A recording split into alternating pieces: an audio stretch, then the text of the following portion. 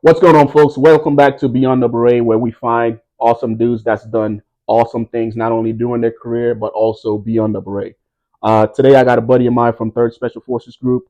I'm going to just call him LIl John. You guys will get the full story behind this. LIl John, if you don't mind, buddy, go ahead and introduce yourself to the audience and let them know who you are. Yeah, so LIl John's perfect. John Fortier. You want me to get in kind of childhood background? Yeah.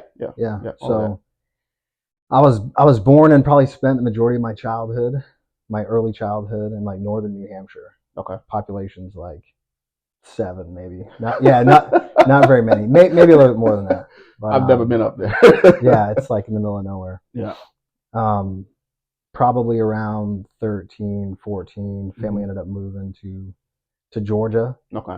And then spent the rest of my teenage years in Georgia and ended up actually starting my military career in the Navy. Oh So, shit. See, yeah. we're definitely going to get into that because Yeah. I didn't know all about that. Yeah. What port of Georgia? So we were in a little town called Byron, just south of Macon, Georgia. Okay, gotcha. Because majority of my folks, Ellenwood, there's some folks over there, and then Grovetown, right next to the military base over there near Augusta. I Okay. got some family down there too, so that's awesome. Guys, before we jump into LIl John's story, I wanted to try something a little bit different to get you guys engaged in the comment section below. So as it relates to me, I'm gonna give you one truth and one lie, and I'm gonna let you guys figure out which one you think is the truth and which one you think is the lie. All right. So starting off with the first one. Right. So the first one is I have 7 deployments with a total of 60 months. Again, let me know if you think that's the truth or if you think that's the lie. And then the second one is I have a Purple Heart. So let me know in the comment section below, guys, which one you think is truth and which one you think is a lie. And then towards the end of the episode, I'll let you guys know which is actually which. Right. So with that said, man, let's jump right into LIl John's story. So you moved to Georgia. Now, did you join right out of high school, or did you do some college and then join the military? Yeah, so I had probably an interesting childhood. Now, when you say interested, what does that mean? There was a lot of interesting aspects of my childhood. So I had zero aspirations to join the military at all, ever. Okay. It wasn't on my radar whatsoever. Mm-hmm. I was an absolute shithead kid. You know what I mean? I was the one who was like, I was constantly suspended. Yeah. Hey, come pick up your son. He's doing that shit again. Yeah. I mean, that was the kind of childhood I had. And, I had started probably like, I didn't come from a background of a lot of money, right? Yeah. Parents did with, what they could with what they had. Yeah. And I think that kind of drove me to start hustling to make money at a very early age. Mm-hmm. So I was the kid who was like raking leaves, shoveling snow, yeah, pushing the mower throughout the neighborhood, trying to make a buck, and started, my first W-2 job at a really early age. So, back then, it makes me feel old, but it was 15, right? So yeah. I got a job washing dishes at 15 mm-hmm. and for a local restaurant, and was working primarily nights. So after school, I would work until 11, 12 o'clock at night doing that. And what resulted is, my freshman year of high school, I was the kid who would go to school, put his head down, go to sleep, and wake up just enough to like transfer between classes and do yeah. it again to work at night. And, my parents were absolutely against me dropping out of high school, but that's mm-hmm. exactly what I did. Yeah. So I turned 18 on like a Thursday in the middle of my, or beginning of my 11th grade year, I think. Dropped out of school on Monday, took my GED on Tuesday, and was just work. And that was kind of my glide path in life.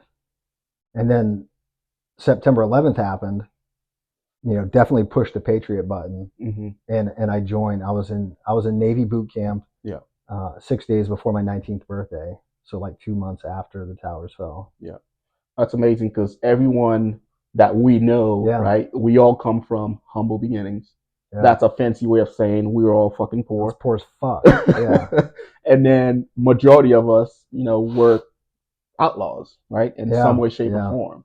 And I always tell these guys that follow the channel, like, you have to go against the grain. You can't follow the crowd, right? You Yeah. have to be your own person. You have to make some noise because those are the type of men that we're looking for, Yeah. right? So when did you join? The exact date, was it so September 11? You were in boot camp. So was it? So September 11th happened, and then November 19th of 2001 is when I Mhm. was stepping off the bus in Navy boot camp. Yeah. Yeah. So prior to enlisting in the Navy, did you have any family members that served? Like, what made you want to join the military? Yeah, so like I didn't even know this growing up, Yeah. but I had two uncles, both Army, Mhm. retired sergeants major. After 30 years, like they did their time. Throughout like my family history, there's been servitude in some capacity, Yeah. right? And I think I chose probably the Navy over anything else because that's what was most relevant in my life at the time. Hmm. My dad, did a stint in the Navy as a like a hydraulic mechanic, I think, for F-14s, F-16s. So when that happened, it's really all I knew. I was like, Yeah. well, shit, this is going to be it. And I just went to the Navy recruiter and picked my first gig. Gotcha. Yeah. Now, so since your dad had been in the military, was he supportive? Was he like, "Yep, you're not doing shit back here anyways. Go get it together," or was there some pushback as far as you enlisting? I think they were really surprised. Yeah. They were really surprised, like, dude, are you sure you want to do this? Because we know you. Yeah.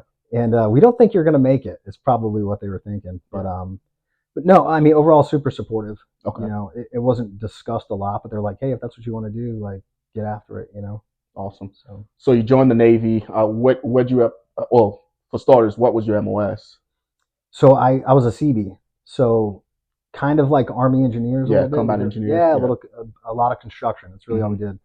We were designed to build stuff primarily, air landing fields, things Yeah. like that, in preparation for follow-on forces, and then secure those airfields for influx of future troops. Gotcha. Because I'm thinking, like, dude, you're on a boat. Like, what are you building? Yeah, I was never. I did zero. The only time I was ever on a boat, my brother was in the Navy. He joined the Navy after I did, probably trying to follow in my footsteps. Mhm. He was on a ship stationed in California. First time I ever seen a ship, a boat at all, was when I went to visit him and tour the boat. So my first Navy experience, like our deployment, and this was like pre the invasion and prep. Mhm. They dropped us off in Kuwait. I mean, before Kuwait is what we know it is Yeah. right now. And you could do a 360, and it's like all we saw was sand.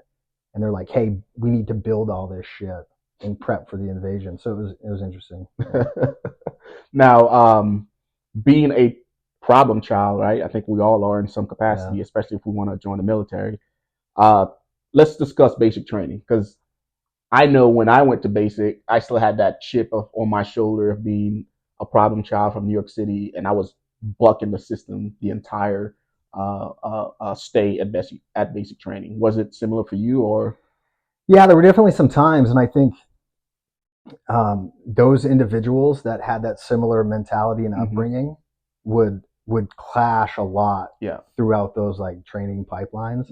And I remember getting into a fist fight with another kid in basic training in the laundry room, just like behind the scenes, because we clashed like that. And I think that's probably what it was. Like we were both coming at it with probably chips on our shoulders and like, kind of rough beginnings. And, no, fuck you. You know what I mean? It just turned into what it does. But yeah. Initially, like getting off the bus in basic training, it was like I was like, I fucking made a mistake. Yeah. It was like the first thing I was thinking. I was like, I fucked up. You know what I mean? And it happened. Yeah. But now, so doing basic training, you went through that. Now because I'm not really familiar with the Navy. Was it basic training, which I think is in is it Chicago? Great Lakes, Illinois. Yeah. Okay. Is where I went there. And then your AIT, was that all in the same spot? Nope. So basic training was Great Lakes, and then in Gulfport, Mississippi was my AIT. A school is what they call it. Gotcha. So you got done with that. How long did you enlist for? Was it? So that specific MOS was a 5-year contract. Okay. So started in 2001 and got out. We can get into that, but in 2006. Okay. But was stationed the entire time in Port Hueneme, California. That's a good place to severe be hospital. It stationed. wasn't bad. Yeah, Yeah. it wasn't bad looking back. So you do 6 years in the Navy. Now, talk to me about what made you get out. Yeah, so it was a 5-year contract. Mhm. I did the 5 years while I was stationed in California. I met my wife, Mhm. and I was like, okay, I'm done with this shit. It just, you know, I kind of enjoyed a lot of aspects of the military, but Yeah. like the job fulfillment and what it is that I was doing, it wasn't there. Mhm. So because I didn't really know anything else, you know, I was like, this is it. I'm getting out. I'm married. You know, I kind Yeah. of want to be home, which is this complete opposite of what that led to, Mhm. you know, coming in the army. But yeah, I got out. I was only out for like 9 months. Yeah. I got out, went back. My folks at that point were in Tennessee, so my wife and I moved to Tennessee, got a couple of odd jobs, and then realized like, man, I miss what the military actually gave me. Yeah. Realized it was probably passion and fulfillment in that career field. Mhm. And then if I found something else that would give me what I was looking for, I would get back in. So decided to do that. Okay. Now because I know at least for me and some of my brothers that have served, the going in at such a young age, because I went in at the age of 19, the military, because shit, I'm one out of 8 kids, man. Mom and dad were working in New York City, so I was still missing like discipline, structure. Did the Navy give you some of that? You know what I mean? Because you went in pretty early also. Did the Navy kind of shape you as, I guess, a man? Because you spent 6 years, like that's majority of your, I guess, your early years, right? Yeah, I think it definitely did. I mean, just being surrounded by the right type of men made you realize that, you know, there's a better way to conduct yourself. Yeah. You know, and that discipline started to build the more I was exposed to those types of people. I started making smarter decisions. Yeah. You know what I mean? You kind of grow up a little bit and realize, you know, maybe some of the things that you've done before aren't the smartest or weren't the smartest. So I think it was definitely influential in forming discipline in my life. Gotcha. Would you change anything else, like from the time you made a decision to join the army, from the time you got out? Would you change anything, or would you do everything exactly the same? Even the job. From just the Navy career? Yeah. I mean, I wish I would have found the regiment then. Yeah. I mean, I really wish I would have found it then, because this would have been what I did the entire time. Gotcha. I feel like they're lost years almost. Yeah. Now, was it a matter of, well, like you mentioned, your dad had been in the Navy, so did you just went for that? You didn't really talk to any of the other branches. You just went for what you know. Yep, that was Gotcha. it. It was a lack of exposure. Like, you know, this wasn't a thing. Yeah. You know what I mean? When I came in, like, there wasn't an opportunity to have, even if it's a one-way conversation with somebody that's interested, that didn't exist. It was, It was, you had to go down and track down what you didn't even know existed. Yeah. And even if you do find the right recruiting station, SF dudes aren't hanging out in the recruiting station. No. So you still have that recruiter like feeding you whatever, you know what I mean? Yeah, they're fucking liars. Yeah. At the end of the day, they're absolute liars. Yeah. Whatever, the Army needs to fulfill different roles and responsibilities, but so an interesting story. When I transitioned and I decided to come back in the Army, I wanted to come in infantry, 11 Bravo. Like, this is it. This is what I want to do. Yeah. Well, backtrack a little bit. Originally, I wanted to go into the Marines, just to be a Marine grunt. Yeah. And the Marines, at this point, we had 3 kids. Yeah. And the Marines told me it's weird. It's mind-boggling what they said. They were like, so because you have so many dependents, you have so many kids, you're going to come in at such a low rank in the Marines that you're not going to be able to take care of them to live. So they're like, you can come in and as I don't even know what they call it, like essentially like our National Guard, but you can't go active duty. And I'd come on, you know, my Navy time was active duty, and they told me that, and I was like, well, fuck you guys, I'll go 11 Bravo. Yeah. Was that accurate, or was that another recruiter? I didn't even. It was probably recruiter bullshit. Yeah, it probably. I've never heard of that one. Yeah. So I've gotten so many weird stories. So this will lead to me. So I was like, well, fuck you guys. I'm gonna go talk to the Army guys. Yeah. Literally walked right next door, and they're like, yeah, bro, you'll absolutely take you as an 11 Bravo, and if you leave in the next 2 months, we'll give you a $20,000 bonus. So it's like, you're right. I do have 3 kids, and that 20 grand looks really fucking good. Yeah. So I was sold. Sign me up. And so recruiters lying, yeah, right, being the theme, they like, yeah, absolutely, we'll sign you up, we'll get you going. And they wouldn't let me join this is crazy. They said, no, you can't be an 11 Bravo because you have a color deficiency thing, Yeah. which is absolute bullshit, especially being an 18 Delta. Like, you Yeah. get to learn the medical regulations pretty well. Yeah. And so, lie. Yes. And fake news. Yeah. So I tell these guys all the time, dude, because like 2 weeks ago, I had a guy ping me on Instagram. He's like, hey, I went to the recruiting station and they're telling me that they don't have 18 X-ray available. And I'm not going to lie, sometimes I get frustrated. Yeah. Because it's like, check it out, man. These recruiters are here to work for you. Yeah. Like, you're not in the military yet. You don't belong. Yeah. You don't owe the military or the United States government anything. So if I'm sitting across the table from a recruiter and he's not telling me what I want to hear, dude, I'm going to get up and I'm going to go drive 30 minutes, or I'm going to go fly to another state and I'm going to go sit down with another recruiter till I get the answers that I want. Yeah. But a lot of these guys that don't have mentorship or they don't have, their parents aren't as involved in the process, they just take that recruiter's word for gold, thinking that, he's a soldier and that he's not going to bullshit them. Yeah. When that's not accurate at all. Lie. Yeah, exactly. Right. So what made you, so you're at the Navy, you decide to go back in because you missed the camaraderie and you missed what the military offered you. Now, so you signed up as a 11 Bravo, or how did that develop after they told you that? Yeah, so they told me no. They're like, well, you can't do that because of this. And I was like, well, he's got to be telling the truth. Yeah. Not. And then, but you can do this. So you can't do the 11 Bravo thing, but you can do these things. And a 68 whiskey was one of the options in there. Nice. Some of the other ones were like, well, I'm not doing that. Yeah. Right. I have no interest in doing that. So my headspace, I was like, well, let's talk about the 68 whiskey thing. Mm-hmm. Like, oh, well, you'll get assigned to infantry platoons and blah, blah, blah. You know what I mean? That's what they do.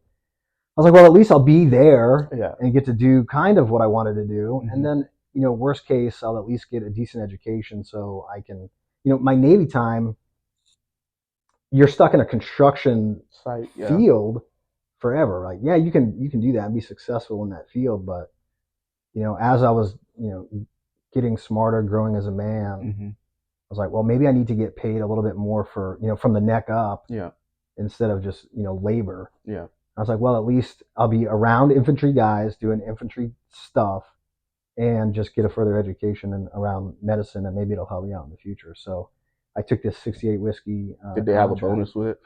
It came with that same $20,000 bonus. Yeah. Dude, that's a win-win right there. So I was like, fucking, I'll take it. Where was basic training for you? So Fort Sam. Fort Sam Houston? Well, okay, so not basic training. So because I had my prior Navy time. Oh, you didn't have to go through basic? Yeah, I didn't go through the traditional Army basic training. I went through what's called a warrior transition course. Could you elaborate on that? Because I know and I'm not sure if it's still a thing, but I know there's a lot of guys that have been out for a while and they're looking to come back in on an 18 X-ray. How does that work, or how do you even? Yeah, so they do essentially what it is. It's like an exposure and introduction to Army versus whatever your previous military experience was. So we shorten, or they shorten the basic training phase into teaching you whatever we can mm-hmm. to then send you to your AIT. I got you. And it was in it wasn't long. Well, it was probably pretty equivalent, but it was about like 6-7 weeks long. Okay. It was at White Sands Missile Range in New Mexico. Yeah. Did that little warrior transition course and then went to AIT at Fort Sam, Texas. Nice. How long was the 68 whiskey school? Oh gosh, what was it? 3-4 months? 4 months, 16 weeks, I think. Now, the stuff you learned there, is it anything compared to an 18 Delta pipeline, or was it just EMT essentially, right? Yeah, so a lot of it is, it's broken down into a few phases, like mm-hmm. like most training stuff is. And one of the phases is like, hey, we got to get you your EMT basic certification. Mm-hmm. And then the other portion of it is geared towards like a combat medic aspect of it, right? Like a field application of those civilian tasks, right? And how it translates to, the Army. Gotcha. So not to get ahead of ourselves, but so as I spent, another 5 years of my regular career as a 68 whiskey mm-hmm. and the comparisons, like you were asking, I thought I was a decent medic Yeah. as a 68 whiskey. I had done it for 5 years. We worked a lot of decent experience. And then I went through that 18 Delta course and I was like, fuck, I had no idea what I was doing. I don't know anything. Yeah, yeah. So now you're at AIT. Now you're how old at AIT? Oh, God. Probably a little bit more senior, right? Yes. And you're going through it, 19, 20-year-old kid. How was that? Yeah, that was tough. Was it? Yeah, that part was tough. Yeah. I mean, the warrior transition piece was cool because it was a lot of prior service people. Yeah. So we were all older. And then AIT was terrible. It was Yeah. like 18, 19-year-olds, like just doing dumb shit all the time. Here I am. I mean, so this was 2007. Yeah. How old was I in 2007? I don't know, 25 probably. Yeah, that was tough. It was tough navigating those personalities. For sure. I could imagine. No discipline. Looking back, Yeah. everybody talks shit about the Navy, right? Like, whatever, it's the Navy. I kind of do now because I spent more time in the Army. Yeah. But like the dudes I went through like boot camp in the Navy were way more fucking disciplined. Yeah. Than the dudes I was exposed to at Army. AIT in the Army. I was like, they're a bunch of clowns. Well, shit, 2007, I think that was the height of the Iraq-Afghanistan war. And I remember that's when they had that surge. Yeah. Because I remember being stop loss around 2008. So they had the surge going on when they waived all the tattoo policies. They waived a bunch of shit just so we could meet mission and keep fighting these wars. Yeah. So you probably had the experience of being in AIT with all the fucking shitheads that the Army was just letting come through. Yeah. You know what I mean? All the wavered guys. Yeah, yeah. So you get done with basic, or AIT. Where'd you get stationed after AIT? Yeah, so your career doesn't always play out the way you want. Yeah. Right? I was like, okay, perfect. I'll be a 68 whiskey. I'll go to an infantry platoon or whatever, just like the recruiter said. And coming out of AIT, they're like, orders to Korea for a year. And I was like, fuck. Yeah, so I did. I came in. I can't remember when I got out of AIT, but 2007-ish, middle of 2007, and then went to Korea for a year. Camp Casey? So I was at. I spent most of my time at Camp Jackson, so where the WLC and all that was held. Gotcha. I was like, so I kept my rank from the Navy. I got out as an E4, kept my rank. I don't know if I made, sergeant when I was in Korea. Maybe, I think so. Yeah. But ended up being like the NCOIC of the clinic at Camp Jackson. Camp Jackson. Where the WLC stuff was at. Nice. How was Korea though? Like Korea, dude. All I hear is horror stories about Korea. Yeah, I mean, it was weird. I had a family back home. Yeah. So I spent the whole year. I didn't take any leave coming back to see the family. Korea is great. It's probably more fun in some ways for your single guys, young single guys. You know what I mean? Like culturally, it was a great experience. I got to travel a little bit. In that aspect, it was pretty good. But I still wasn't doing what I wanted. Yeah. So then what happened? Did you politic with branch to get to a duty station of your choice, or was it, hey, my year's up, hey, big Army, where do you want me to go? So something like that. I don't even know if it's still a thing, but it was like the ask thing. I don't know if that's still a thing. So as I was finishing up my time in Korea, I jumped on ask and was like, Fort Bragg, Fort Bragg, Fort Bragg. Like that was it. Like that's where I wanted to go. In no particular order. Fort Bragg, Fort Bragg. Because I was getting smart. Yeah, I was getting a lot smarter and like, okay, this is, I'm definitely not doing what I want again. Yeah. How do I find this? Where's this thing at? Yeah. And I was like, oh, airborne, paratrooper, this and that. Okay, cool. Maybe this will get me at least around the people that I want to be with. And got orders to come to Bragg. So at that point, did you have any sort of mentorship, right?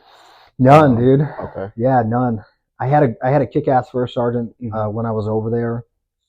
A real young guy, into a lot of similar stuff. So like this is probably when like UFC was getting more and more popular, and like we would grapple and stuff, throughout the week, and he'd try to teach me a little bit. But as far as career path and what existed beyond what I knew, nothing, dude. Yeah, because that's something that I try to push hard on this channel, because like you got what, 20 plus years, I have 20 plus years, and we know a bunch of other dudes. Some have 30 plus, Yeah. and I try to beat into these kids like, hey, if you like, I make myself available. I'm like, hey, go to the website. You got to pay $25. I tell you right now, like if I had access to that when I was coming up, Yeah. I would pay $25 over and over again to have Yeah. access to somebody that's been there, that's done it, right? Because if they hit me up and I have a question that I can't answer as it relates to medical, all I got to do is pick up the phone and say, hey, Yeah. John, like, what do you think about this? You know what I Yeah. mean? Because we're all about helping these guys out. Because when we came through, we didn't have the Yeah. YouTube space, right? Yeah. So now you got the brag. Did you end up getting brag or? I did. Yeah. Okay. Yep. I came to brag in 2009, and I got put with an area support medical company. So what they do is, around brag proper is provide jump coverage, Yeah. things like that for Yeah. big mass tack operations or whatever, or provide, medical coverage for heavy weapons ranges, things like that. And, other little, I don't want to say QRF, but like, what is the, like, is it GRF? I don't know. But so we did a lot of training in regards to, being the organization that was ready to respond to any type of like chemical problems around the area, right? So we would do training, things like that. Okay. So at that point, were you doing what you wanted Fuck to do? No. Still. So what did help me out, and this is kind of what led me into finding SF, because I mean, like, this stuff didn't, like you said, this didn't exist. No. You know what I mean? So you either had to know somebody, or you just had to have exposure somehow that it was out there, and have the right conversations with the right people to really navigate the thing. But so I came to Fort Bragg in 2008, like the end of 2000, something like that.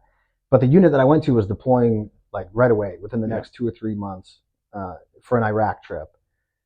So while I was over there is where I found, SF, and this is kind of how I found it. So Union 3 over there is like not too far from like the embassy. Yeah. And it's probably different now, but when I was there, it was a real small little med clinic on Union 3. And I've always, maybe, I don't know, I'm not saying it arrogantly, but I've kind of always been throughout my career the guy that, you just fire and forget. Yeah. You know what I mean? Like, hey, we need somebody to do this that's not going to fuck it up, and they're going to be responsible. Yeah. And they have the maturity. Okay, let's send this dude. So I was like the NCOIC of that little clinic with 3 or 4 other people, a provider and a couple soldiers. Yeah. And we were the only medical representation on that little tiny fob. Yeah. And because of that, I was the one that could, interface with a lot of the other leadership throughout that area. So, I mean, I'm sitting down meeting with colonels and, Sergeant Major over here doing this. And I remember one day this guy comes in. Again, I don't know anything about SF yet for whatever reason. It's just fuck, I'm busy. I'm like, I'm task focused. And this guy comes in, and he's in civilian clothes, right? And he has this fucking wildly majestic beard. I mean, it's almost as good as mine. Not quite. But he comes in and he's got like a pistol on his side. I'm like, who the fuck is this guy? And he sits down and we're having this kind of medical meeting to talk about, like, what's our MASCAL plan if shit kicks off? You know what I mean? What are we going to do? And this guy starts talking. I'm like, man, and this dude is smart as fuck about like medical stuff. Well, come to find out, he was an 18 Delta. Yeah. So I got with him after the meeting and, introduced myself, and we started talking, and from there it sparked like, oh, this is a thing. This is what I'm supposed to be I'm like, doing. this dude's geeked out, you know what I mean? This great beard, civilian clothes. Yeah. Hey, Jack, talking to the colonel. I'm like, who the fuck is this guy? And, picked his brain for a little bit, and then it sparked me down my own rabbit hole. So this is, again, this is 2009. So YouTube may have been a thing. Yeah. I don't know. But it definitely started me down, searching out what it was. And I found this, I wish I could remember it, but it was an interesting forum where guys, probably pre-YouTube, were coming together. Is it quite? It might be. Quite professional. Yeah, it might be. Because I remember being on that forum. It was like a big ass chat room where you can go post questions, dude. because I went to selection in 2008, so I lived on that forum. I Yeah, don't know if it's yeah. still around. Yeah, I And think I would it's just read through all the shit that old SF dudes would go yeah, to post on. I remember that. yeah. That's what it was, and I loved it because it was a bunch of crusty old SF Yeah, guys Vietnam with era like dudes. fucking zero tolerance Yeah. for stupidity or like you're an idiot. Reference this. Yeah, yeah. I like- would post something. They're like, "Really? You don't know how to Yeah. use a search button?" Yeah, you got the instructions when you showed up to the forum, and I'm like, Yeah, oh, that's this is what I'm looking for, and I'm Yeah. like, I did the same thing, just reading as much as I could. One thing led to another, led to this book, to that book. Like, got the education, and then and started training. It was like, this is fucking what I want. Like, I don't hate is probably a strong word. Somebody's gonna see this that I've worked with. Yeah, they're gonna be like, and that organization be like, fuck that dude. But the reality is, I was tired of working with people that weren't vested in the mission. Yeah, they were just there to get by. Yeah, like we gotta have the same conversation 3 or 4 times, and there's still no results. Yeah, right. So I was ready to move on to something else, and that's what I found to be the answer. Gotcha. So, what group was that 18 Delta from? You remember? Oh, fuck, I have no idea. Oh, did you ever run into him again? No, never seen him again. Dude, he was meant. Yeah, he was put there for a purpose. Yeah, that's it. He dropped just that one seed, and then boom. He was fucking gone. Watch, he's gonna watch this, and he's gonna be like, "Hey, it was me." Yeah. All right. So you've identified your purpose. That's what you want to do. How did you go about getting it done? What was like your step to getting a selection date and into selection? I started putting in the work, man. Mhm. Like, we got back, I started probably training up for what I didn't even know was selection. Mhm. You know what I mean? When I started getting into the forums. And when we get back, I knew, third group was here. Yeah. Like, SFAS was here. Mhm. And just started like literally putting in the work. Went to the recruiter's office. I remember before I had selection data or anything, I went to the office like near the SORB office. Yeah. And I'm like knocking on this guy's door. It's like the fucking colonel of SORB, not even the right office. And I was, you know what I mean? Kind of reported, introduced myself. Hey, I want to go to selection, blah, blah, blah. He was like, fucking, it's that way. You know what I mean? Thank you. Yeah. No idea what the fuck I was doing. But that was it. Like, I run into a roadblock, figured out. Roadblock, figured out. And then, eventually got a date. Gotcha. Now, training leading up to selection, right? Because at this point, you probably read what was on that form. Yeah. You didn't really know what to expect. How was your training plan? Did you just did everything you normally do, or did you change it a bit, or like what was your method going into training for selection? Yeah, a lot of it was geared around what the SORB office recommended. Mm-hmm. I can probably be over analytical at times. Yeah.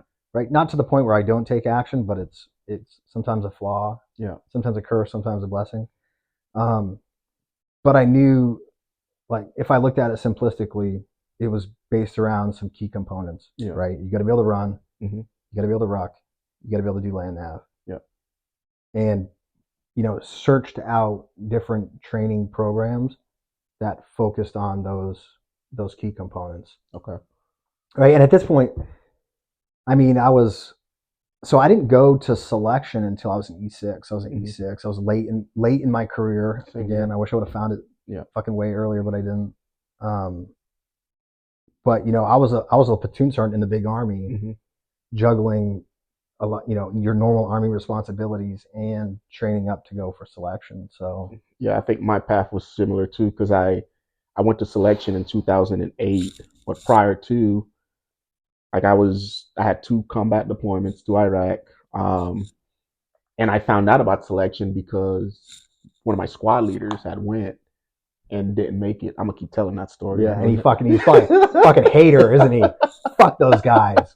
Yeah. So he didn't make it. So I was like, oh, selection, what is this thing? I'm senior E6, serving as a platoon sergeant at this point. 12 Bravo combat engineer, so I guess the Army's equivalent of CDs.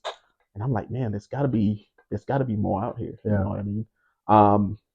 So I put in a packet and then I was gone. I had to do a couple of things. We take the GT test, and then I was always in shape, and I just fucking sent it, and it all worked out. Now, as you were training for selection, right, you have the physical aspect of it, and then you also have the mental aspect of it. How was your mindset leading into selection? Did you have to do anything, or were you always, hey, I'm strong-minded, I'm gonna fucking make it through this. No, so that'll probably take us down a weird rabbit hole, because I think that's often one of the most overlooked aspects of just of I guess growing as an individual. You know what I mean? Like that personal development piece. Yeah. You know what I mean, was a huge part of my success, probably not just in selection, but on the team too. You know what I mean? Yeah. So I didn't come from a foundation of. I dropped out of high school, dude. Yeah. Right. I left. I did some random college stuff throughout the Army, but I was never a like reading type of person, right? Yeah. And I know there's a lot of people like that. They're like, I just don't fucking like to read. Yeah. Haven't read a book in years. Well, I had started, really understanding the power in like self-education. You know what I mean? Like, read a book, dude. Yeah. And so as I was training for selection, some of the books, like I was becoming a more consistent reader. Yeah. And I focused that effort on that kind of mental preparation side of it, right? So I was anything I could get my hands on around prepping for selection, like all the typical ones, right? Like Get Selected. Yeah. Right. Get Selected was big. I probably read that thing 15 times. Yeah. Who knows? Right? A lot of different books were ones that were recommended on that form, right? Like Fix Your Feet, I think was a book. A lot of different Tony Robbins books. Yeah. Right. How do you change your mental state as fast as you can, right? So it got me ready to handle the mental aspect of it. Right. And the physical was just like the physical. That's going to happen, right? You're going to get your ass kicked. Yeah, you could train for that, but the mental aspect of it, like, you can go in the best shape of your life. Right. But if you hit selection and you're not mentally ready, you're fucking done. And you see it all the time. Oh, yeah. Right? Like, you see it. Like, I am not an like, I'm not a big dude, Yeah. right? I'm like 5'4". I'm a little battle troll. And I'm not, you know what I mean? Like, I'm just not that guy. But, in selection and through all these different events, you see it all the time. Like, this dude's fucking yoked, shredded, like great shape, just quit. Yeah. You actually see it quite often. Fuck. Yeah. How did that happen? Yeah. Like, how am I still here and that dude quit? Because I get those questions all the time. Hey, Jay, I'm only 5'5". I'm like, dude, bro, that shit doesn't fucking matter. Yeah. That shit does not fucking matter. Yeah. Did you go during the summer or winter? Which one did you go? Yeah, it was like the winter fall. Yeah. Okay. I was getting smart. Like, it's a game. Yeah. Like, you got to play it, dude. You'd be like, hey, I'm out here practicing, like land nav, like doing the train up piece on my end. Yeah. Vegetation is going to be more in your favor in the winter. I gotcha. So now let's jump into selection itself. So I like to break it down by phases, right? So selection has 3 phases, right? You have admin, land nav, and then team week.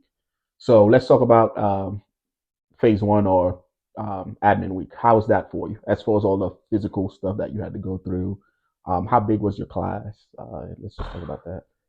Dude, I couldn't even tell you how big it was. A few hundred guys, 400 guys probably. Yeah. Yeah, I mean, it was pretty big. You're unloading the truck that day and bags are just fucking zinging and they never stop. Like, it's a lot of shit. Like, there's a lot of dudes. But the admin phase wasn't too bad. When I went there, I was, throughout the entire selection process, I just tried to keep in the front of my mind, I'm like, I'm just happy to be here, man. Yeah. Like, I found what I want to do. Yeah. Like, I'm just fucking happy to still be here, like, day after day after day. So, you'll find in selection, you probably experienced it too, that, you'll have the different little cliques that start to form in selection. And let's be honest, it's the fucking officers and it's the enlisted guys. Yep. Right? And the officers are trying to game the fuck out of the entire thing. Yep. Right? Being over analytical for no reason. I was on like the complete opposite end of the spectrum, where it was like, it doesn't matter what they're going to have me do right now. I'm just going to do it and try to be happy to be here. Just show up and perform. Yeah, I'm just not going to overthink it, man. Yeah. Just do the best I can with where I am and what I have, and whatever happens, happens. Yeah.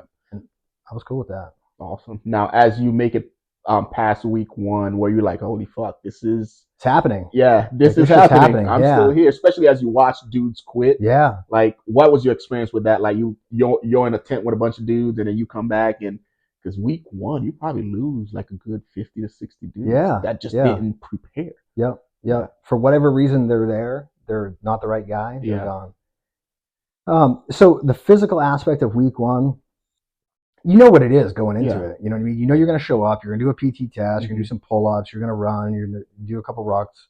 Like get through some paperwork bullshit. Yeah. There's no reason to show up and not be prepared to make it past the first week. Yet it happens. It does happen. Yeah, it does happen. If it happens, it's your fault. Yeah. Right? Like it's because you didn't take it seriously. I agree 100%. But you know, I did like coming into it, like the personal preparation side of it, getting there. I tried to think and have a plan of like, I know this is going to be a marathon. Yeah. Right. So, you know, having like stretching routines down, like what's my recovery going to look like? How can I stack, you know, the cards in my favor to make sure that I can still continue to perform consistently throughout the entire event. So, but yeah, you're right. First week, you lose a lot of people. That's ridiculous. A lot of people. Now, week two, how was that? Did you fucking crush that one too? Yeah, that was like land nav stuff, right? Like I got my ass kicked, dude. Yeah, I got my ass kicked. And I remember, I mean, he's probably out now, but the sergeant major of selection, and he talked real like, you know the guy. Yeah. And he's out there talking about, well, today, boys, we're going to make you eat a baby shit sandwich. And like going into all this thing. I know exactly what you're talking about. Yeah. And he's like, some of you motherfuckers are dumb. Like talking like during the land nav portion of it, right? Because like that, I can't remember. I know that you do like, what's the word I'm looking for? Like PEs? Some PEs throughout the first couple days. And then it's like 2 days of the actual event. And like that first portion of it, I'm like, I found 2 points. I don't know, dude. I got my ass kicked that first night. Yeah. And then, you know, the next day, a little bit more proficient. You know, you got to learn on the fly, man. You got to be adaptable. You got to be a sponge and just fucking learn and just push to perform every day. Yeah. And I think that's very important right there because last episode we had Dave on, which you also know pretty well. And he talked about how doing land nav, a buddy of his, you know, had a bad day and he just self-selected himself. He was like, oh, I had a bad day, I'm done. And then he quit. So, so you just had a bad day. What was going through your mind and what, I guess, kept you going, you know, to, you know, keep, you know, the following day and keep absorbing the information and performing better the next day and the day after that and eventually the star? I mean, at the end of the day, it was still where I wanted to be. Yeah. Right. I was more mature as an individual. Right. Not to say that you have to have life figured out when you go, because you don't. Right. But I knew that where I came from isn't what I was looking for. Yeah. So every day I was just happy to have another opportunity to try. Right. I'm still just going to give it. I might not make it. Yeah. Right. But I'm not going to be the one that decides I'm not going to make it. Yeah. You'll let them tell you. You're going to fucking take me to the end. Yeah. And if I'm not the guy, fuck it, I can live with that. Yeah. You're like, there's a reason, like that, you know, Green Berets are Green Berets, right? Like they're epitomized in a lot of ways of being good at what they do, right? Yeah. So if I'm not that guy, that's okay. Yeah. But you're gonna make me leave. Yeah. And I think that's important, man, because a lot of guys just don't know how to not be in their head. They have a shitty day and it's like, I'm not the guy. It's like, well, it's not your job. It's not your job to decide. Yeah, it's not. Yeah. There's a cadre there. He's the one that's supposed to tell you, like, hey, you're not the guy, right? Not you had a bad day or, you know, a bad week and you're like, yep, I'm done. You know what I mean? You quit. Yeah. Because every time I'm on the Discord with my dudes and they're like, yep, I'm leaving tomorrow to go to selection. I'm like, if you fucking quit, you're dead to me. You know? Yeah. So you have to trust the process, right? Like you don't know what the cadre are looking for, right? At the end of the day, like any Green Beret can be, I don't want to say any, like, but any Green Beret can be a selection cadre, right? Yeah. Like you've had the experience on a team, you know the types of individuals that you want to work with, right? Let that individual be the one to tell you that you are not the type of guy that he wants to work with. Yeah, because I can tell, and you can probably tell them the same thing, like, we're not looking for the big jack dude. Right? Yeah, and clearly, you know what clearly, I mean? You know like, what I mean? It's it's weird, man, because even, being at SWIG, I never worked at selection. Like, I don't even know what they're looking for. I know who I want to serve with, who I want to be on a team with. Some of my old teammates are currently working at selection, right? So they know what that formula looks like. And then the big jack dude that thinks that's who they're looking for, he shows up, and next thing you know, he's fucking done because he just did a lot of leaf work, as I like to call it, right? Yeah. He didn't really work on his roots and his mindset. He just showed up with the big muscles and thinking, oh, yep, I'm a shoe-in, as opposed to he shows up and you're like, dude, you're dumb as shit. Like, you can't really do anything, right? Now, go ahead. Well, it's interesting because, like, you've probably found yourself in this position working with other people that, we have our own criteria of like the types of people that we want to either associate with or work with. Agree. Right. And it's probably pretty similar to the types of guys that are being selected. Yep. Right? I got a young kid right now that I'm coaching through some stuff that we can talk about later, but he's just the guy. You know what I mean? Like I can tell just by having a few minute conversation with him, like, this dude, like, he's getting out of the Army right now, but I was like, this dude would have been a great team guy. Yeah.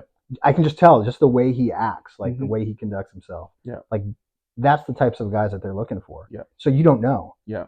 So just show up and do the best you can. Yeah. You'll be surprised. Yeah, I agree 100%. Because even when I was an H and Charlie instructor, right, I would have, students that they just had a shitty fucking week. Yeah. Or they had a shitty fucking, day, and they failed a pretty important test. And I'm like, dude, like, I would definitely serve with you. Like, yeah. And just because of that, I'm not just going to let you go back and just waste your life. I'm going to keep working with you to figure it out, because having been there, I know how hard it is to find that dude that's fire and forget. You know what I mean? Yeah. So that's one of the reasons why I love being an instructor, because I can take those young guys and be like, dude, I know you had a shitty day, but you're the guy. Like, you need to figure this out, And if you think, like, if you're a new guy coming into the organization or wanting to come within the organization, that nobody else within the regiment ever has a bad day and that's why they're here, you're wrong. Yeah. Like, we all the time. Yeah. Right? You have bad days. Be like, okay, dude, fire and forget. Be like, boom, I threw that. Move on. Like, next task. Yeah. Fix it, learn from it, and then just try to do better. Gotcha. And if you do that, you'll be successful. Yeah. So now, towards the end of week 2, clearly you learned on the fly, and then the star. Was that a kick in the balls? Yeah, 100%. Yeah. Yeah. So, like, that first, because I think STAR is broken down into 2 different days, right? Yeah. So you have a practice. Then. Yeah. Okay. Yeah. For me, I had a practice, which I boloed, and then you had the actual test. Right? Yeah. Practice. Yeah. Totally got my ass kicked. Yeah. Next day, get better. Like, what did I do? Okay, let's not do that. Yeah. And fucking try to do this, right? Yeah. They're gonna, and surprisingly, right? Like, I came from a soft skill MOS. Mm-hmm. So as a unit, we didn't do land nav ever. Yeah. Right. Again, I'm juggling platoon sergeant responsibilities, learning how to land nav on my own, right? Teaching myself area J, just fucking walking around doing stuff, trying to perfect that task. But, you get there and they, hopefully you have a foundation. You should show up with some type of foundational knowledge on how to land navigate. Mm-hmm. And they will build upon that to help you become successful. Do what they say and you'll be fine, right? Yep. First day, got my ass totally kicked. And that same sergeant major came out. And he was like, some of you guys are fucking dumb, He's like, but you pulled it out. Like, somehow you came around. You know what I mean? You're figuring shit out. Like, that's the type of guys we need. Yeah. Figure it out. Now, towards the end of week 2, how was the class looking from that initial 400? Whittled, dude. Yeah. Yeah, really, really whittled. Land nav gets a lot of folks, right? And it continued to do that throughout. Like, there's different phases within the Q course. At least there was. That is like another big land navigation phase that gets a lot of people. Yeah. But yeah, definitely lost some more dudes at the end of the star. Right? You see some funny shit, and you do some funny shit during the star too. Yeah, I was butt ass naked. Yeah. Like, I'm 5'4", dude. Yeah. Right? Like, scuba roads over my head, bro. So you were one of those dudes. Oh, yeah. Yeah, scuba roads over my head. Right? So I'm like, my plan of attack was like, you're constantly, you should be, right? Yeah. Constantly planning for, and it's going to serve you well in the rest of your career. Yes. Contingencies, right? Yeah. Contingencies always in your head. Like, what's my plan for this, for this, for this? And I knew that Scuba Road existed, right? So I was like, okay, how the fuck am I going to navigate this thing? And my answer was, I got butt ass naked, put all my shit in a couple contractor bags, and you know, flutter kicked my way across the damn scuba road, floating my rucksack. Oh, and then got dressed and moved out. Dude, like I've seen, because you're clearly not the first, and you're not the last. Heck no. Because I've seen dudes. Me, I just walked through it. Yeah, well, I would drown. As I was coming drown. out, Yeah. there was a Yeah, I would drown. As I was coming out, there was a dude just taking. He was just getting undressed. Yeah, like I emerged out of Scuba Road, and this dude is, and it's funny because like we're so, as individuals, SF guys, we're so like task focused sometimes. Like nothing in the environment exists. Yeah, like it's literally I've emerged out of the swamp like some type of fucking monster. And this dude didn't blink twice. He just kept fucking taking off his garments. I got shit to do. I'll see you around, buddy. Like red light and everything. He's like, yep. Yeah. And I just kept walking. I'm like, that dude is. Now, Team Week, how was that for you, man? Because I know, Yeah, it's brutal, man. Like, there's only so much you can train for. You know what I mean? You're going to be surprised. Mm-hmm. You know, you're always going to look back. Like I did, right? Like you look back, like what could I have done better? Mm-hmm. How could I have more, prepared better? It's a beatdown for a reason. Yeah. You know what I mean? To see if you were going to be the guy to quit. So just don't. Yeah. I mean, it was hard. It was tough. I remember there was a few shorties out there in my selection class. We were like the My Little Pony squad is what they called us, right? My Little Pony squad, especially like during log and rifle. Mm-hmm. And, you don't always get matched up with people of your. It might be me and you. Yeah. And like, how the fuck? How are we? This thing is like this, bro. And you just look at each other. You're like, hey, dude, I'm doing what I can. You know I'm doing what I can. Damn it. Yeah. That's amazing, man. But yeah, I mean, it was brutal. You know what I mean? They test you on different aspects that you might not understand the relevance of what it is that they're looking at while you're doing that task, but it's for a reason. Yeah. Right? It's for a reason. The process exists intentionally. Yeah. So. And it works. And it works. I mean? And it works. Like you can tell, right? You run into other Army guys, and again, same kind of criteria. You meet different individuals. You're like, this guy never would have made it. You can just tell. Yeah. Right. Especially being on a team, you start working with other individuals, and there's just this natural understanding. Yeah. Right. That we all went through the same thing. We all earned our right to be here. Yeah, I agree. Now, towards the end of week 3, do you remember how many dudes got selected towards the very end? No, so I do remember the day when like it happened. So we lived in I don't know if I think they're in buildings now. It was like tents up a hill or something. Yeah, we stayed at Tent City. Yeah. So we had a mass formation in front of the building.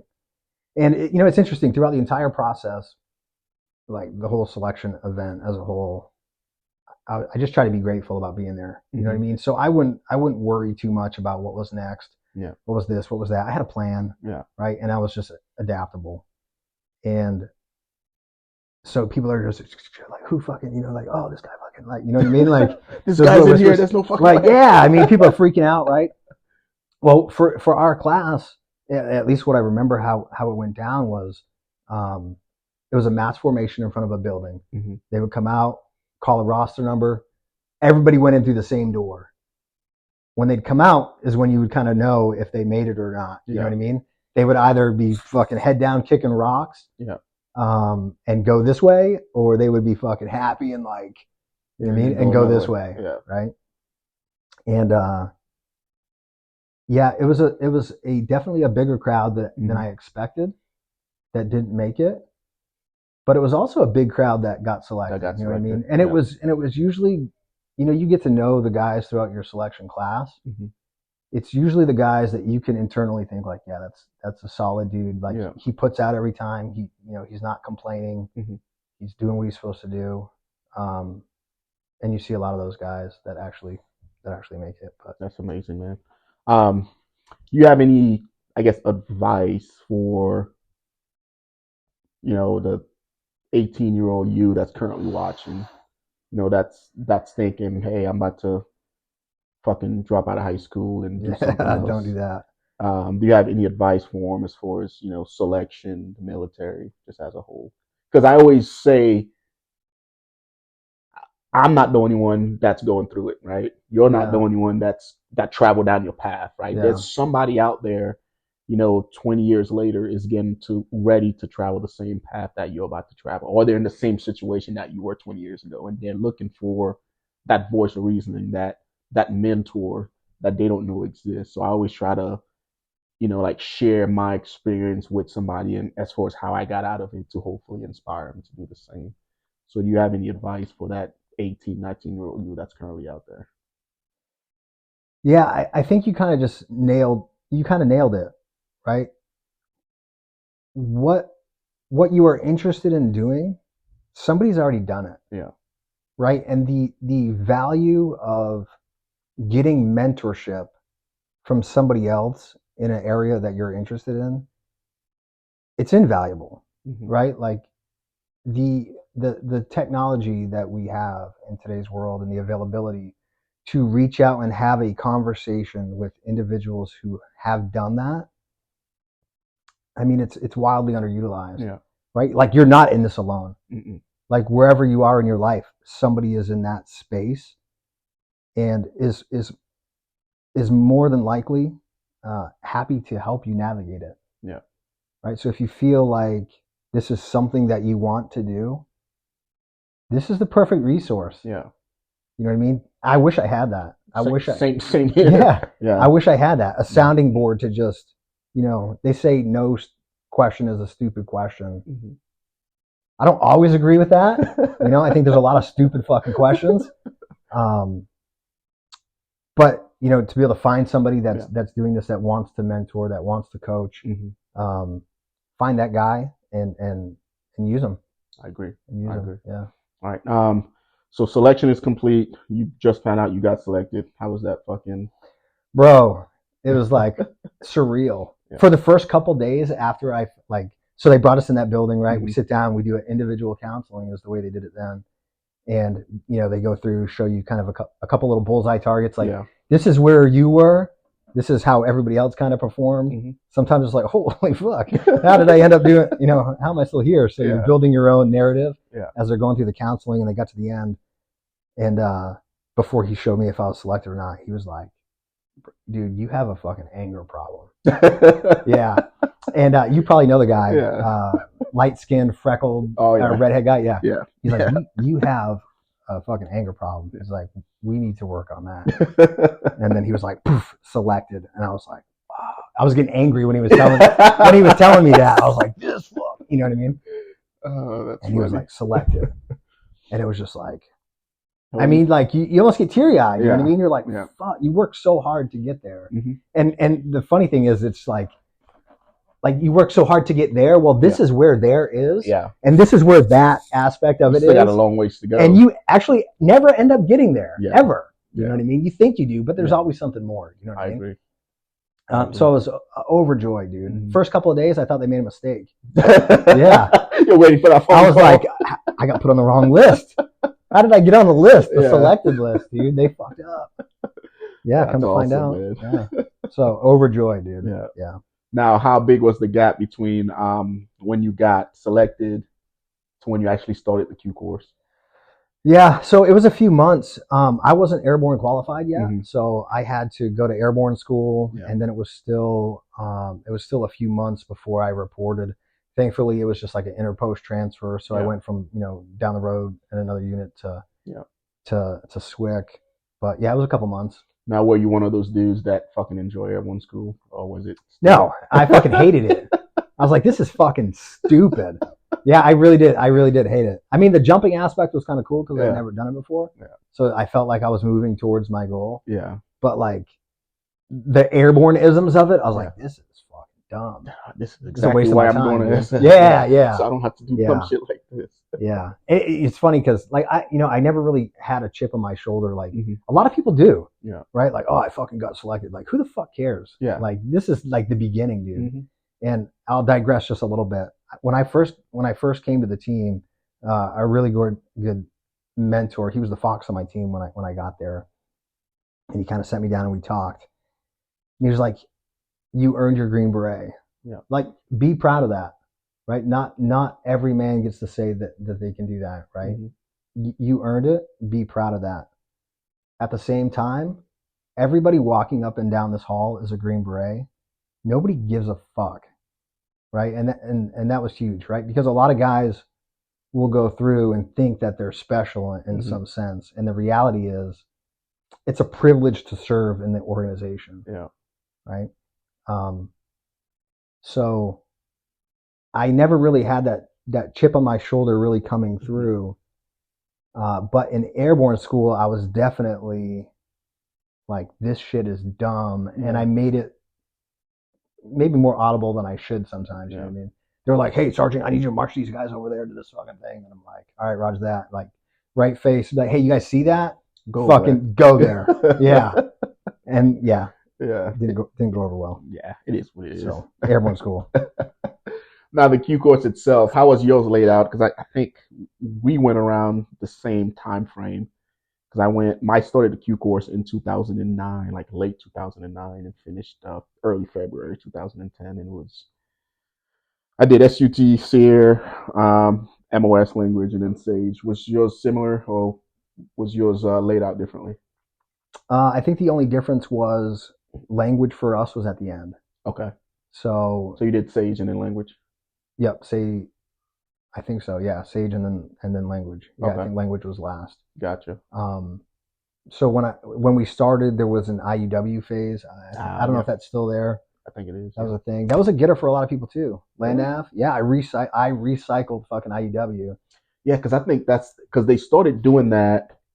Because we called ourselves the last legacy class, graduating in 2010, because they started the IODA thing. Okay. And then they started doing that Land Nav portion because a lot of guys were failing Land Nav. Because I did Land Nav and SUT. Like, I had to do the STAR at SUT. Oh, okay. And a lot of guys were failing that, so they started the IEW thing to try to get guys spun up on Land Nav.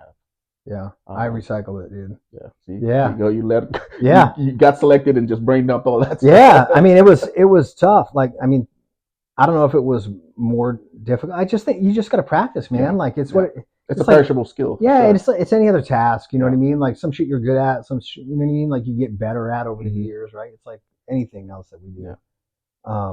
How was that defeat, right? Because so far that was your brutal, first kick in the balls. Yeah, I've failed two big things in my career that I think about it a lot. Thankfully, I mean, I've made it through both. Like, I've had to go back to schools. I've had the opportunity to go back and pass. But I don't think any of us deal with failure well at all. And it comes down, like, again, it goes back to that, you know, if you have a bad day, you know what I mean? You just have to work through it, man. Yeah. Like, it's not the end of your life. No. Right? Get better. Keep working. Yeah. Because the minute that you let it consume you, right? And you just fucking crumble. Yep.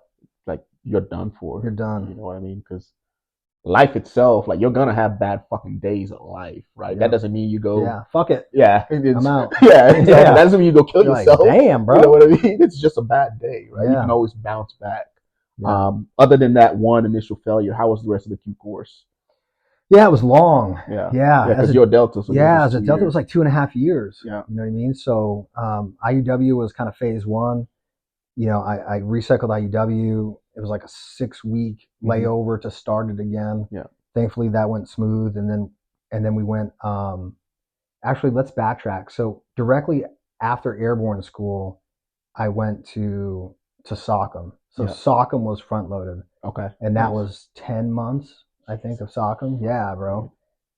And it's, you know, the course overall is like, it's stressful, dude. It's like every day. I mean, like, there's, especially in SOCM, right? Like, you're taking a test almost every week. Yeah. That could either stop you in your tracks or you're moving on to the next, right? Yeah. So, like, the stress that comes with, you know, throughout our careers, I think something that holds true is performance on demand. Yeah. Right. Like, it doesn't matter, like, you know, how much, you know, training you've done for it or how spun up you are on that task. At the end of the day, you know, we need individuals that can perform on demand, whatever that task is. Right. but yeah, SOCM 10 months long, consistently being tested, gates into IUW, and then I think after IUW was SUT, and I don't remember your exact question, but yeah, like a SEER, and then it was long. Yeah, it was MOS, long, and then like, so how did you keep yourself grounded throughout those fucking, dude, that's 2 years in the pipeline alone. Yeah, 2.5 years, man. How did you keep yourself just grounded and focused? Yep. One task at a time, dude. Yeah. I mean, you had to. Like, I couldn't think about the next phase. Mm-hmm.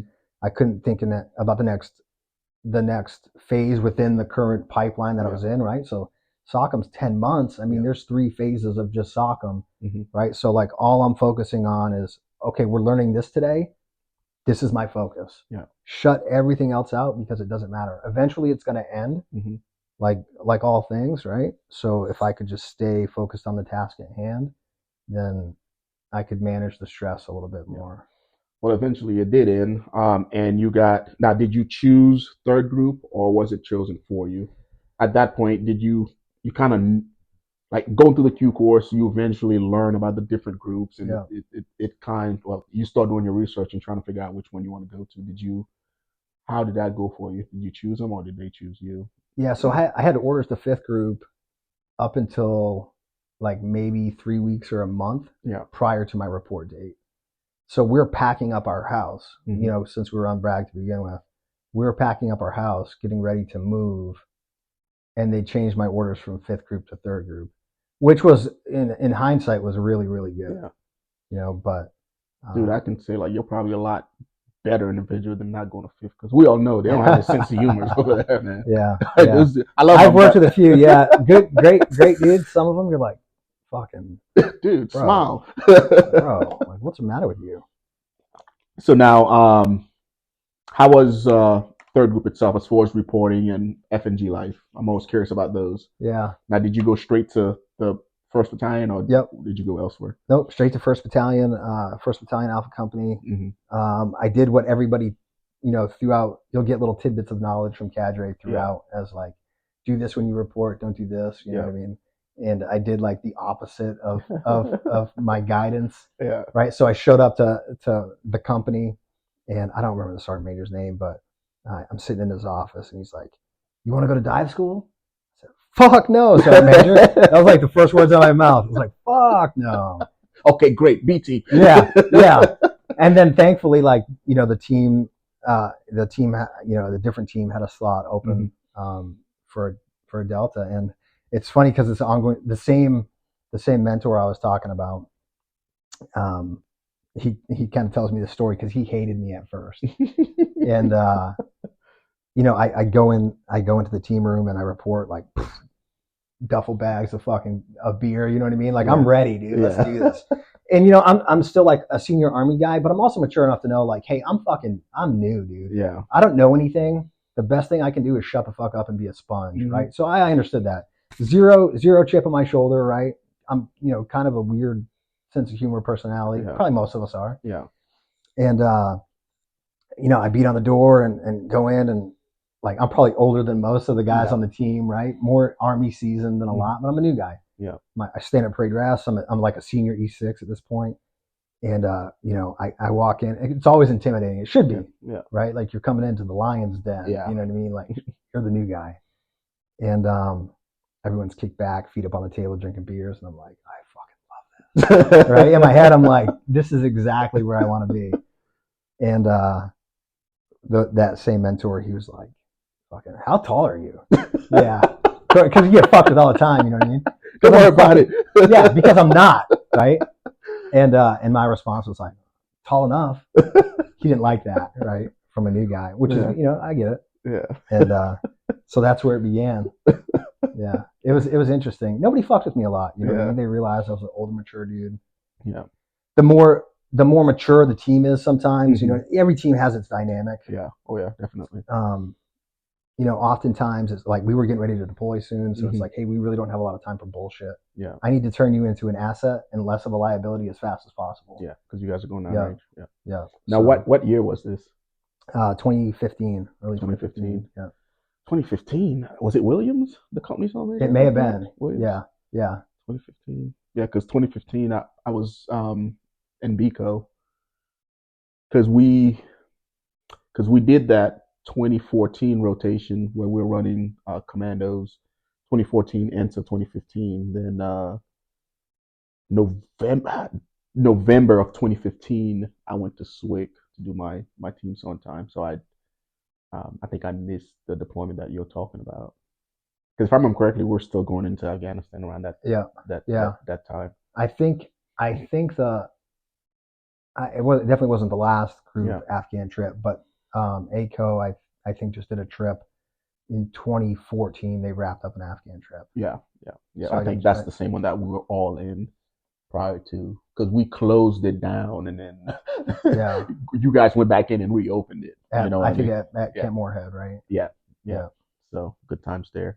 Um, Now, as far as your nickname, is that how you got the nickname initially? Was that initial mentor asking you for your No, height? I can't remember which one of them came up with it. But so when I got to the team, there was 3 Johns, Yeah, right? There was, I mean, a couple of them are still there. yeah, But obviously, I'm fucking not the biggest John, yeah, so I was the little John. Yeah, like talk about it should put your ego in check real quick, yeah, right? Like, hey, you little fucker. yeah.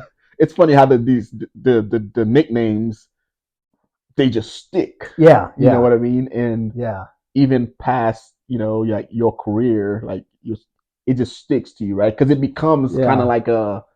like a badge of honor. It Essentially, kind of it's does, fucking man. weird, Yeah, it but carries throughout group too. yeah, So like, yeah, oh, fucking little John. yeah, Like, exactly. fuck, yeah, I guess that's right. Yeah, yeah, That's awesome, man. yeah. That's awesome. So your stay at a third group, how was that overall? Then did you enjoy it? You had fun. I mean, Yeah, especially the 18 Delta aspect of it. yeah. It was really. I mean, it was really good. It definitely was what I was looking for. Yeah, You know what I mean? I wanted to be, a part of an organization surrounded by other men hmm, that wanted to be a part of something bigger than themselves. yeah, You know what I mean? They, for the most part, I mean, team life is team life, right? But for the mature, hmm, intelligent, driven, like mission focused, like, okay, that's what I want to be around, and that's what the regiment gave me. You know what I yeah, mean? It allowed me to really to flourish and build skills and do something that I thought was of value. yeah, And I can't. Yeah, sucks that it's over, man. yeah. It's a hard part, dude. Oh, dude, Yeah, trust me. Like I had to find purpose all over again. You know what yeah, I mean? yeah. It's tough, man. Once I decided to hang it up. So that's awesome that we'll transition into this next segment, which again, beyond the beret, like as you get ready to retire, what's next for you? What are you currently into right now? Yeah. So a couple years ago, we started a real estate investment company. We've had this Hmm. talk a Yeah, few years ago, yeah, and I as I kind of grew and matured, I'm like, hmm, fuck, I'm 40. You know what I mean? Like as that time was coming up, I realized that you can only run around doing army shit for so long. yeah, It's gonna come to an end. yes, At some point, it's gonna end, and seeing that transition on the horizon, I knew it was important to find and start building a purpose for what was hmm, next, right? And so that's what we did. And my wife and I started a real estate investment company a few years ago. Both licensed realtors yeah, now, working, with buyers and sellers, and then doing investments and buy and hold and flip real estate around Fort Bragg. So gotcha. it's kind of my new. It's a completely different change of pace, Hmm. right? Um, you talk finding purpose. It's hard to take this resume that you've built over the years and like these different, like I like to think of them as life skills, Yeah, really. definitely. Like, yes, they may not apply in a lot of situations, Hmm. but um, they're definitely life skills. And to find a new way to identify and still find some type of fulfillment Hmm. in a job that's not related to anything that you've done since you were a kid is is difficult, but it's happening. So that's what we've done. Yeah. That's amazing. So for those of you guys that are move into the Fort Bragg area that's gotten selected and you're getting ready to start the Q course and you need a realtor, where can they find you, John? Yeah, so hopefully we can probably put literally my phone number in the show notes. Yeah. Just text me. Any questions about anything real estate related, text me. We have a website, rangetorealestate.com. And what I'll do, guys, I'll take the contact information and I'll put it in the episode description so you guys could reach out to him. Because again, not only did he have an awesome career, he's also an entrepreneur past the beret, which is what I think is a proper path for any SF guys out there, right? Because we spent 20 years, giving the military all we've got. The least we can do is once we retire, get our piece of that pie, like our piece of that American dream, as opposed to going right back into the rat race and then just grinding. If you want to do that, by all means. But I truly believe as SF guys, like we are unstoppable forces that are capable of doing whatever we put our minds to. Yeah, absolutely. So to sum up your career, John, if you had to use 3 words, what would that be? Maybe not 3 words. I don't know. As many as you want. Yeah, as many as I want. Okay, that works. I mean, there's always regret. I wish I would have found it earlier. I wish I was able to do some things that I didn't have the opportunities to do. Because I found it too late. But at the end of the day, it was absolutely fucking worth it. Yeah.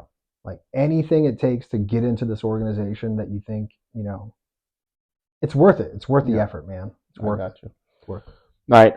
Like I promised, guys, I was going to grab 5 questions from the community section, right? So I'm going to ask John these 5 questions, and then he'll do his best to answer them for you, right? So starting off with this one, John, what does the career pathway in SF look like for 18 Deltas as far as career progression, right? Are most of your Deltas staying as Deltas, or are they transitioning to warrants or team sergeant? Like, what's your typical, I guess, career path for an 18 Delta? Yeah, so I think Deltas and the Echoes on the team are kind of viewed as like the nerds, right, of the team. To say that there's one path that's typically taken over the other, it's not really true, right? Like I've seen Deltas, do their Delta time, get out and go to med school. Yeah. I've seen Deltas that have transitioned into team sergeant positions, or that have gone to the warrant course. So to say that there's one path, it's not true. I will say this though, right? I like to look at it this way, right? There's 18 Deltas, and then there's 18 Deltas, right? So when you get to the team as an 18 Delta, you kind of decide your path on how you want to progress throughout your career. Yeah.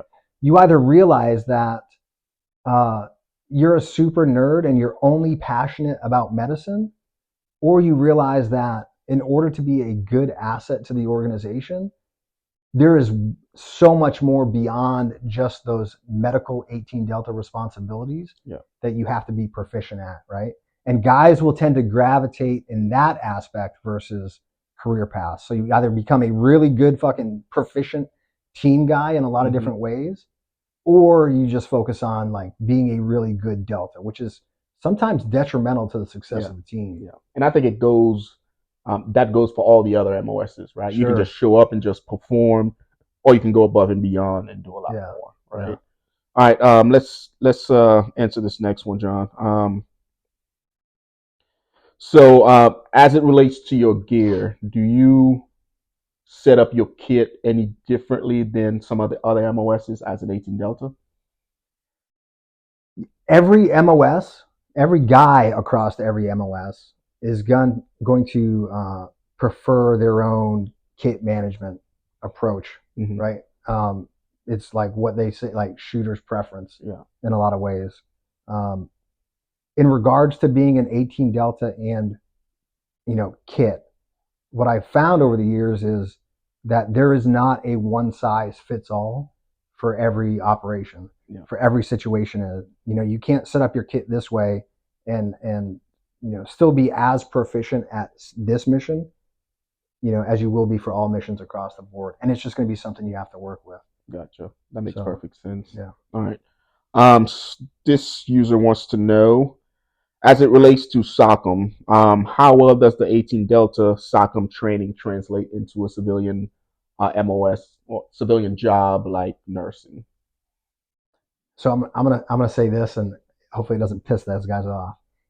If you are right now thinking about going to SOCM, already thinking about how it's going to affect you in your future civilian career, don't come. Yeah, that's not the type of guy that I want to have on the team. Yeah, I agree. Like, go to selection, get to the fucking team, be an asset to the organization, and then worry about your next step.